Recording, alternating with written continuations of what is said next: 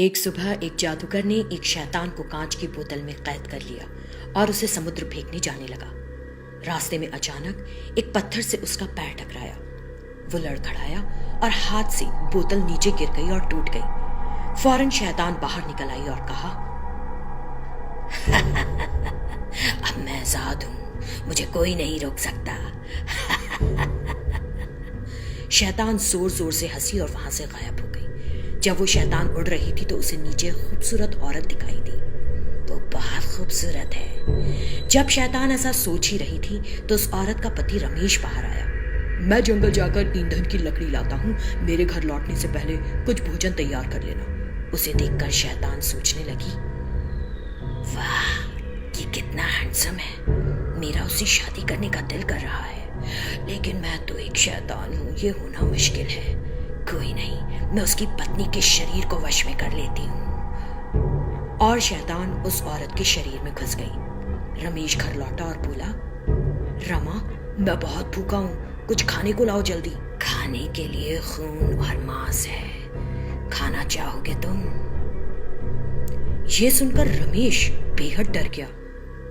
क्या हुआ तुम्हें? ऐसी अजीब सी बातें क्यों कर रही हो? मुझे कुछ खाने को दो, मैं बहुत भूखा हूँ। अरे बोला तो, तुमको एक बार में समझ में नहीं आता क्या? खून और मांस है। और शैतान खून और मांस लेकर आ गई। फिर वो रमेश की आंखों के सामने एक गिलास से खून पीने लगी और अजीब तरह से व्यवहार करने लगी, जिसे देखकर रमेश को मामला समझ में आ गया। वो बेहद डर गया और घर से बाहर भाग गया। उस रात रमेश अकेला नदी के किनारे उदास बैठा रहा और फिर रोने लगा। हे भगवान, अब मैं क्या करूं? मेरी पत्नी को एक शैतान ने अपने काबू में कर लिया है। प्रभु, अब तुम ही मेरे लिए एकमात्र सहारा हो। मेरे पत्नी के शरीर से उस शैतान को बाहर निकाल दो। तब उस नदी के पानी से एक देवी का उदय हुआ। देखो वत्स, इस तरह परेशान मत हो, मैं तुम्हारी मदद करूंगी। सच में उसकी पुकार सुनकर देवी आ गई। ये देखकर रमेश हाथ जोड़कर अभिवादन करने लगा। प्रिय देवी, बहुत बहुत धन्यवाद, कृपया मुझे जल्दी से कोई हल बताएं। वो रोने लगा। तब देवी ने उसके हाथ में पानी की एक बोतल दी। इस पवित्र जल को अपनी पत्नी पर छिड़क दो, फिर वो शैतान तुम्हारी पत्नी के शरीर को छोड़कर इस बोतल में प्रवेश कर जाएगी। बोतल को ढक्कन से कस के बंद कर देना और नदी में फेंक देना। रमेश ने देवी का धन्यवाद किया और वो तुरंत घर लौट आया। शैतान के काबू में उसकी पत्नी उस वक्त मांस और खून खा रही थी। ये देखकर रमेश डर के मारे कांपने लगा। फिर भी हिम्मत जुटाकर उसने वो पानी उस पर छिड़क दिया।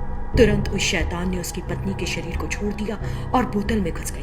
तब रमेश ने झट से उस बोतल को ढक्कन से बंद कर दिया और उस बोतल को लेकर नदी के पास गया। उसने फौरन उस बोतल को नदी में फेंक दिया। तब फिर देवी प्रकट हुई। तुरंत रमेश ने उनका धन्यवाद किया और कहा, प्रिय देवी, मैं आपके द्वारा किए गए उपकार को कभी नहीं भूलूंगा। मेरी पत्नी पहले की तरह सामान्य हो गई है। बहुत बहुत धन्यवाद। इस तरह रमेश ने देवी का आभार माना। मुश्किल में ईश्वर से पूरे दिल से मांगी मदद हमेशा काम आती है।